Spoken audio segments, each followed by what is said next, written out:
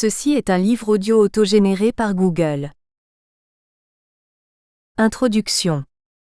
Longtemps tenue pour exclusivement interétatique, la scène mondiale a cessé de l'être. En effet, bien que sa forme ait été mondialisée au cours du XXe siècle, l'État n'est plus le seul acteur régnant sans partage, comme ce fut le cas durant plusieurs siècles.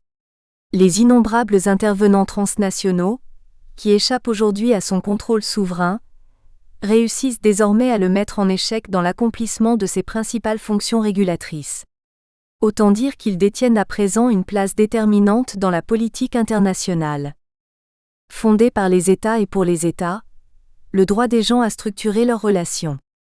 Il a ainsi servi leur solide entre-soi et permis une mise en ordre interétatique du monde. À cet égard, le déploiement de la diplomatie en majesté montre combien celle-ci a opéré un substantiel cadrage de l'international. Mais cette séquence historique est dorénavant révolue car force est de constater ces dernières décennies la montée en puissance du droit de la mondialisation qui fait la part belle à d'autres parties prenantes. Certes, le statut des alliances entre puissances et leur contribution à la paix font encore débat, cependant tout indique que l'interétatique a d'ores et déjà cédé la place au transnational. Héritière d'une tradition classique, qui a culminé avec l'hégémonie du paradigme réaliste, la théorie des relations internationales doit par conséquent élaborer un nouveau modèle pour rendre compte de ce bouleversement. Remarquons en l'occurrence que les travaux de James Rosenow ont contribué au redéploiement des approches académiques.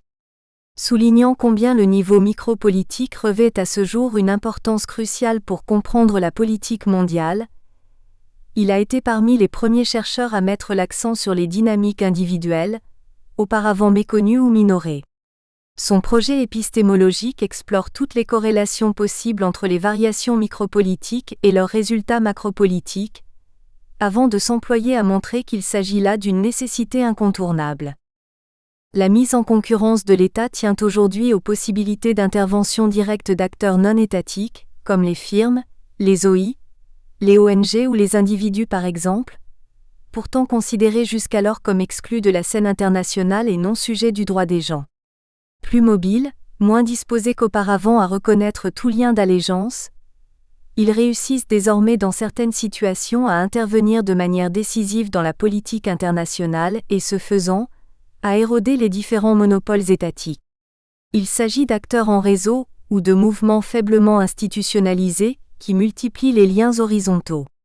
À ce titre, ces modalités de fonctionnement constituent aujourd'hui leur meilleure garantie d'efficacité face aux États. Au cœur de l'analyse réaliste, la sacro-sainte dialectique paix et guerre voit son contenu substantiellement modifié. Certes, les guerres interétatiques demeurent.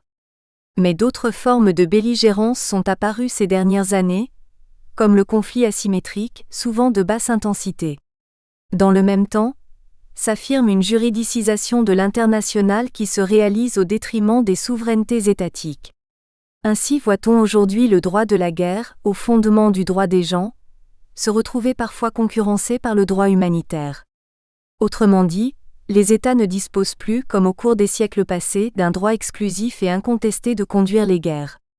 En outre, le maillage interétatique, jadis gage de leur toute-puissance, apparaît à présent fragilisé par la mondialisation de l'économie de marché qui ne cesse d'accentuer les partages violents du monde. Or, cette nouvelle donne contrarie plus que jamais l'éclosion sur la scène mondiale de relations pacifiées et pérennes. Dès lors, nombre d'acteurs transnationaux en viennent à subvertir d'autant plus facilement le jeu interétatique et à brouiller la frontière existant entre la paix et la guerre. Première partie, la fin d'un règne étatique sans partage. Détenteur légitime de la force, l'État exerce une souveraineté exclusive sur son territoire. Instrument de rationalisation du jeu politique, ce mode d'organisation du pouvoir a constitué, à un moment historique donné, la solution d'une civilisation en crise. Cette invention politique s'est fondée sur une logique de différenciation. En effet, pour s'imposer, le pouvoir étatique a dû s'affranchir des autorités seigneuriales et religieuses avant de conquérir son autonomie et de pouvoir s'institutionnaliser. C'est dire combien cette construction n'a été qu'une voie, parmi d'autres, de centralisation des fonctions politiques, qui répondait à un code culturel bien particulier. A contrario, son implantation a échoué dans les sociétés de culture non occidentale, en Asie comme en Afrique. Aujourd'hui, de nombreux signes indiquent que la forme étatique correspond de moins en moins aux grands enjeux du monde contemporain. Elle ne semble plus pertinente, comme elle le fut durant plusieurs siècles et s'avère mal adaptée aux nouveaux défis transnationaux. Chapitre 1 : La mondialisation de la forme étatique en échec. Pour comprendre comment la forme étatique s'est imposée avant de se mondialiser, revenons dans un premier temps à la période historique qui a précédé son émergence.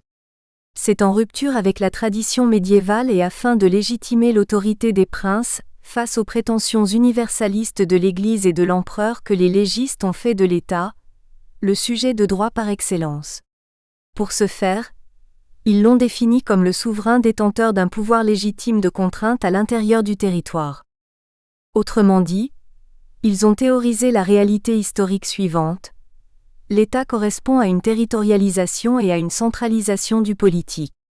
Pour Bodin, la souveraineté étatique constitue un principe essentiel du droit interne destiné à ordonner le politique.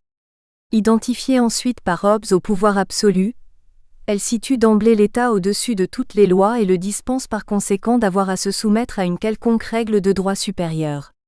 Il découle de cette thèse qu'il n'existe pas de super-léviathan sur le plan international. Cependant, il convient de garder présent à l'esprit que l'acteur étatique constitue aussi un fait social qui résulte d'une histoire bien spécifique prenant sa source dans l'Europe médiévale. Il s'agit d'un mode d'organisation du pouvoir qui renvoie à un moment historique précis. Au sortir du Moyen Âge et dans la partie occidentale de l'Europe, il a en effet représenté un instrument de rationalisation du jeu politique. En fait, il a offert une solution politique correspondant à une civilisation en crise. Précisons qu'avant l'émergence de l'État, l'Europe médiévale se caractérisait par un émiettement territorial et politique qui prit la forme de multiples seigneuries, duchés, comtés et châtellenies. Autant d'entités politiques diverses face auxquelles l'autorité royale eut beaucoup de mal à s'imposer. En l'occurrence, elle se limitait initialement à n'être qu'une unité politique parmi d'autres, loin d'être bien souvent la plus importante. Durant plusieurs siècles, les rois ne furent donc que de grands seigneurs féodaux aux moyens limités. Ils devaient sans cesse se mesurer à leurs pairs, qui se coalisaient volontiers contre eux. Mais cette structure féodale, décentralisée et hétérogène se désagrégea lentement au profit d'un centre politique. À partir du XIIe siècle, ce dernier émergea, se différencia puis s'autonomisa lentement. En d'autres termes, l'invention étatique s'est fondée sur une logique de différenciation. La mise en place de cette nouvelle technologie politique, puis sa montée en puissance a progressivement impliqué la fin du patrimonialisme. Ainsi, disparut une conception de la souveraineté qui avait entraîné, durant des siècles, d'incessantes divisions politiques et de multiples conflits. Notons en l'occurrence que cette construction étatique emprunta en Europe des combinatoires et trajectoires très différentes suivant 1. Le degré de féodalisation des sociétés. 2. La configuration des rapports existants entre les sphères politiques et religieuses ou encore 3. Le développement plus ou moins dynamique de l'économie capitaliste engagée par les bourgeoisies naissantes. D'où la nécessité d'entreprendre une sociogenèse de l'État reposant sur ce que Norbert Elias a appelé la loi des monopoles.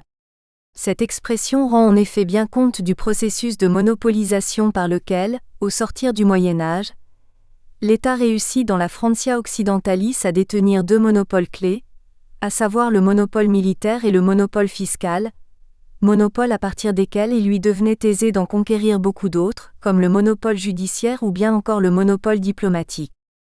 S'appuyant sur une différenciation des fonctions sociales de plus en plus marquée, ce phénomène historique relevait principalement d'une dynamique relationnelle, c'est-à-dire d'interdépendances complexes formées entre les intérêts ambivalents des différents groupes sociaux. Il supposait aussi l'émergence d'une véritable administration légale rationnelle, dont on trouve la lointaine origine à la cour même du roi. En effet, la curia regis est longtemps restée une assemblée réunie sans grande régularité par le roi et où ce dernier, entouré de la famille royale, des grands féodaux et des pairs du royaume, examinait les problèmes du moment. Mais cette institution s'est ensuite profondément transformée. Elle s'est dotée peu à peu d'un personnel spécialisé aux solides compétences juridiques, administrative et financière. Cette bureaucratie s'est alors employée à juridiciser les rapports entre gouvernants et gouvernés. Ainsi constituée d'acteurs occupant des fonctions liées à leur savoir-propre souvent certifiés par des critères méritocratiques, cette instance a fourni à l'État les moyens d'administration nécessaires. S'agissant du domaine fiscal, jusqu'au XIIe siècle, il était d'usage pour les seigneurs de couvrir exclusivement leurs dépenses de gouvernement grâce aux revenus de leurs biens dynastiques. Toutefois, la coutume reconnaissait qu'à titre exceptionnel, comme par exemple un mariage ou le paiement d'une rançon, il pouvait requérir des aides féodales. Et le roi, qui avait besoin d'argent pour l'exercice de ses fonctions, le maintien de son rang et surtout pour le financement des guerres, n'était pas davantage en mesure de déroger à cette règle stricte. Puis, par un lent processus de transformation des sociétés, ces aides occasionnelles ont peu à peu pris la forme de contributions régulières, notamment pour permettre aux souverains de livrer des guerres incessantes. De telle sorte que ces fonctionnaires ont progressivement accoutumé les populations à des collectes de fonds systématiques, dont l'afflux a non seulement abouti à la mise sur pied d'une force armée, mais surtout à un renforcement substantiel de l'appareil central. C'est au cours de la guerre de 100 ans que ces aides occasionnelles ont été définitivement transformées en institutions permanentes avec la taille des gens de guerre qui procuraient au roi des recettes fiscales redistribuées ensuite selon son bon plaisir. Il pouvait ainsi conforter sa domination sur un grand nombre de sujets qui dépendaient directement de ses faveurs ou de versements consentis par l'administration royale des finances. Ce faisant, ces gens étaient obligés de faire allégeance au royaume et à sa personne. Bien connu, ce phénomène de curialisation de la noblesse dépeint par Elias allait grandement permettre à la monarchie de devenir absolue, c'est-à-dire à l'État de parachever son autorité. Naturellement, comme l'a montré Weber, seule l'émergence d'une économie monétaire a pu fournir au roi la possibilité d'offrir de telles gratifications, et lui permettre plus encore de verser des salaires réguliers à ses fonctionnaires. S'agissant du monopole militaire, avec la mise en place d'un tel processus de professionnalisation et donc de différenciation sociale, il n'était naturellement plus question d'allégeance personnelle, comme dans la société féodale, mais simplement d'une armée permanente et rémunérée par la couronne qui travailla à consolider l'unité et la centralisation de l'État. Comme le souligne Michael Howard, les officiers directement nommés par le roi n'étaient plus dès lors les membres d'une caste de guerriers combattant au nom de l'honneur. Ils n'étaient plus davantage de simples mercenaires travaillant pour des clients. Ils se présentaient avant tout comme des fonctionnaires, disposant d'un emploi régulier et de perspectives de carrière. Dès lors, ils étaient voués au service de l'État par temps de paix comme en temps de guerre et conduisaient des soldats rémunérés eux aussi directement par la couronne. En bref, au terme d'une division du travail toujours plus accentuée, l'institution militaire finit par être cohérente et hiérarchisée, ses critères d'exercice, de discipline et d'entraînement furent réglementés et toute insubordination punie. En outre, elle finit par posséder ses propres traditions, responsabilités et privilèges bien distincts du reste de la société. Mais l'innovation la plus importante fut sans nul doute la création d'une bureaucratie civile destinée à administrer l'armée. Au XVIIe siècle, celle-ci prit la forme d'une organisation régulière d'intendants aux armées, de commissaires et de contrôleurs des guerres chargés d'inspecter les soldats sur le terrain, de vérifier le recrutement, d'assurer le ravitaillement et enfin, de transmettre des rapports au secrétaire d'État à la guerre, c'est-à-dire au pouvoir central. Une telle professionnalisation fondée sur une discipline drastique modifia bien sûr, substantiellement le déroulement des batailles en rendant enfin possible une maîtrise du mouvement, une maîtrise du feu, voire une maîtrise de soi, faite d'abnégation et surtout de soumission à l'autorité, indispensable contrepartie au bon fonctionnement des armées.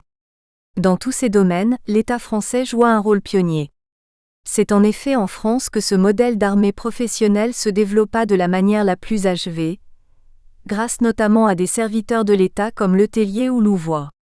Ce système se diffusa ensuite dans l'Europe entière, si bien qu'à partir du XVIIIe siècle, les guerres européennes ne mirent plus aux prises que des forces armées professionnelles.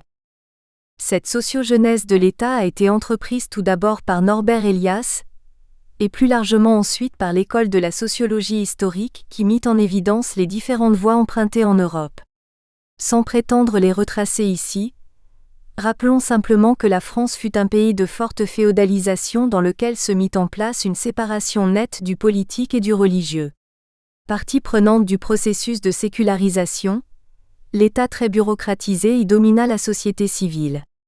Il l'organisa pour finalement prendre en charge le développement du pays, comme l'a montré le colbertisme. Tandis qu'en Angleterre, où l'essor du capitalisme fut très précoce et rapide, c'est le marché qui permit au contraire à la société civile de préserver une certaine forme d'autogouvernement, offrant ainsi un modèle de sous-étatisation. Quant à la Prusse, l'Italie et l'Espagne, ces pays présentent à des degrés divers, des variantes intermédiaires se situant entre ces deux idéotypes. Mais il est certain que quel que soit le niveau d'institutionnalisation de l'État atteint par les sociétés, le processus de centralisation étatique a toujours profondément affecté la notion d'espace. Des étendues auparavant très hétérogènes et incertaines dans leurs limites, ont été conquises, unifiées et gérées par une administration qui les a ensuite progressivement transformées en un territoire homogène sur lequel l'État a pu étendre ses monopoles et exercer sa souveraineté. On voit donc à quel point la construction étatique n'a été à l'origine qu'une forme, parmi d'autres, de centralisation des fonctions politiques répondant à un code culturel bien particulier. Ces données doivent être nécessairement prises en compte, si l'on veut comprendre comment une remise en question du règne étatique s'est esquissée au cours de ces dernières décennies. En effet, certains spécialistes évoquent aujourd'hui sa fin possible, compte tenu de la montée en puissance du droit de la mondialisation et plus encore du défi que les acteurs hors souveraineté représentent pour les États. Pourtant, au cours de ces derniers siècles, la forme étatique s'est généralisée à l'ensemble de la planète, si bien qu'elle a longtemps semblé constituer la matrice unique du développement politique. Survivant aux changements de régime et aux guerres, l'interétatisme a fini par s'imposer comme une évidence et l'unique fondement possible de la politique internationale.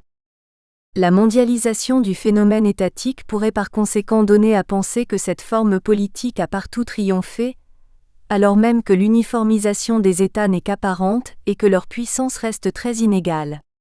Tout d'abord, il convient de constater que les résultats de l'importation du modèle étatique, observables dans les sociétés extra-occidentales, contredisent les analyses développementalistes. La convergence politique annoncée par certains observateurs, comme l'économiste Rostow et sa théorie du Big Push et du Take-off, ne s'est pas produite. De nos jours, ce sont au contraire les disparités et l'hétérogénéité politique qui l'emportent. En effet, on observe un déficit d'institutionnalisation qui se vérifie dans les pays où l'État n'est guère en mesure de s'affirmer comme puissance de contrainte juridique, symbolique et matérielle. S'il est donc clair que le processus d'importation a échoué, il semble d'autre part tout aussi certain que l'autorité étatique ne cesse de se déliter là même où pourtant son histoire s'enracine.